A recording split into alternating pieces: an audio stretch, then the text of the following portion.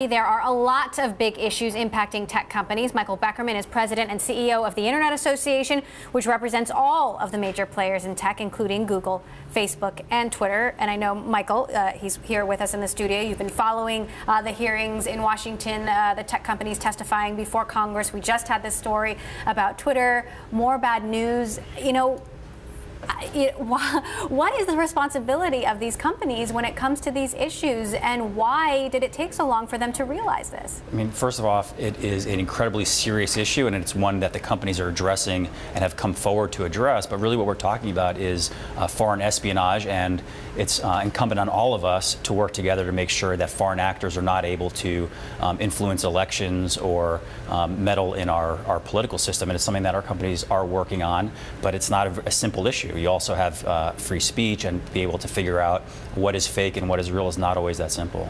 You know, there were suspicions of this, more than a year ago, and we saw Mark Zuckerberg the day after the election say that it was crazy to think that fake news could have swayed the election, or that it was a huge problem. He has since apologized, but really it makes you wonder, why it took so long for these companies to take a harder look at themselves.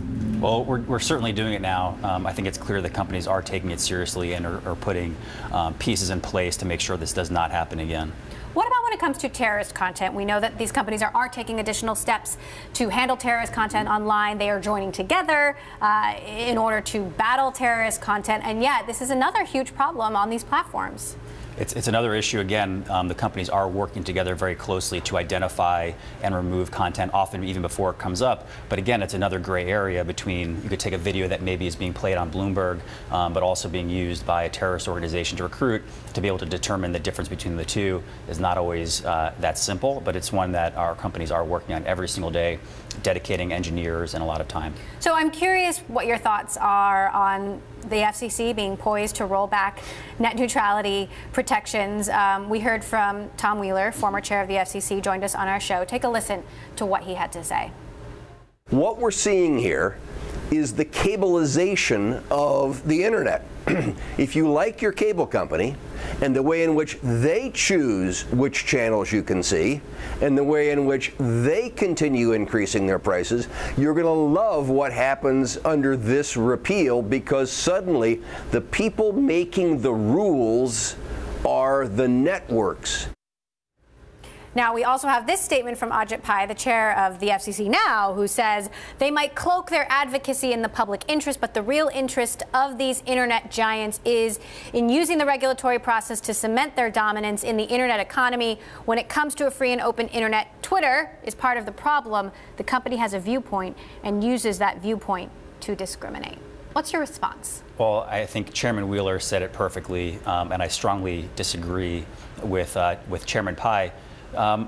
This is about individuals. This is not, he's being very political here, trying to deflect attention to Twitter and internet companies, but this is about individuals. This is about people who are trying to access the internet, and the reason that we have these rules is that there's not competition or choice in the broadband market. And Tom Wheeler is right, that without these rules, you're going to be looking at a cable TV model to the internet, which I think is bad for the economy and bad for individuals, and certainly bad for startups and the future of our economy as it relates to these digital internet platforms. The rules should not be revoked.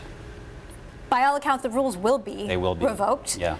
So then what happens? What will the consequences be? Well, I mean, this is not the end. I mean, I feel like we've been talking about this for many years. It's like Groundhog's Day, on this issue. It's not over yet. I mean, this is something that it's an incredibly important issue. It will certainly go to the courts. I don't want to tip our hand or anything on legal strategy, but it's questionable the Pai's ability to roll these back in this way, because nothing has changed in a negative sense since the 2015 rules were put in effect that Chairman Wheeler did, and these rules rolling in the back will hurt consumers and will hurt our economy. Now, we know that Silicon Valley and President Trump didn't get off on the best foot. In fact, many people in Silicon Valley, very powerful people, came out against Donald Trump and supported Hillary Clinton. There's now since been lots of distraction, lots of things happening within the administration and in Washington. Has the relationship between Silicon Valley and the White House gotten better or worse? Has there been any change? Well, you have to, with any administration, have to take it issue by issue, right? And so even if you look back to the Obama administration, there are many issues where there was agreement between Silicon Valley. There were areas where we disagreed. When we disagreed, we were very vocal in the disagreement, but then when we were in agreement, obviously we did. And the same thing with the Trump administration. When our companies and industries disagree with the president, we've been vocal in that, but we're also working very closely with the administration on important initiatives that are good for our industry and our society at large. We worked very closely with the administration and Ivanka Trump on an initiative to bring computer science funding to K-12 schools. That was something where there's no disagreement and there's no reason we should not be working closely for what's best for our country. But what about the issues that then we'll disagree, right? Like so whether it's immigration or trade or many issues. That's fine, and we can disagree on the issues we disagree on and do so constructively and respectively and find ways to work together, which we have.